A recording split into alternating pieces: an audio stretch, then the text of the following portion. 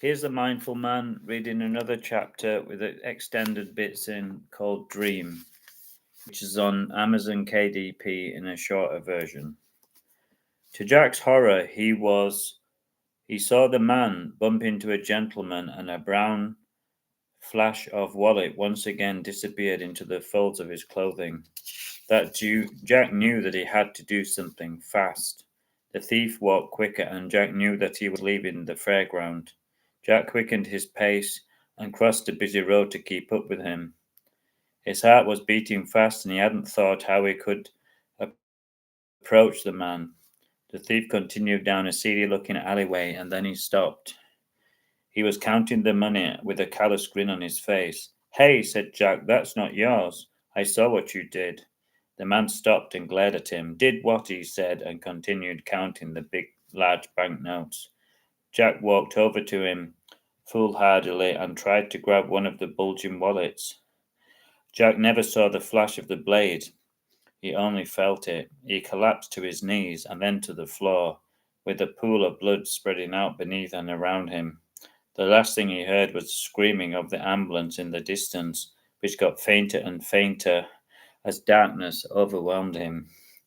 When he opened his eyes, he was in a room that he did not recognize. It was very plain, and it took him a few minutes to adjust and work out where he was. When he did, before he could react, the door was flung open and a 6'4" male walked in and lay down on the bunk below him. Jack realized that he was in prison, and he had no idea how he had got there. This was a very strange dream which seemed extremely real.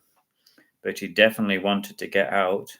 "What you in for?" the very muscly man asked gruffly. Jack had no idea what he was in for, but he knew he had to think of something impressive quickly. "Burglary," he said, trying to sound as tough as possible. "Me too," the giant man said. "I've burgled hundreds of people," he said, with a proud look on his face. Jack gulped. He wasn't impressed, but he wasn't going to say so. "I'm Dan," the man said, and extended a massive tattooed hand for Jack to shake. It nearly broke his fingers. They passed the next few hours talking, and Jack knew that he was safe as long as he towed the line. "We're going to get out of here," said Dan. "I have a plan, and I know that it's going to work." He lowered his voice as the guard pushed their food through the latch on a flimsy tray. Jack ate it all, even though it tasted like plasticine.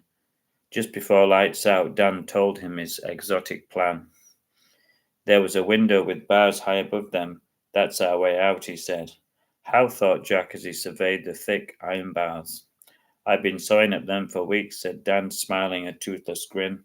"They look secure, but they're built on shaky foundations," he added excitedly. "Where there's a will, there's a way," he said as he plucked a knife which was hidden in his boot and attacked the bars again.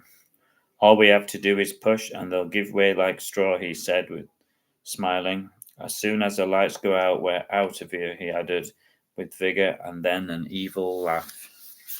Hope you enjoyed that chapter, which is on Amazon KDP.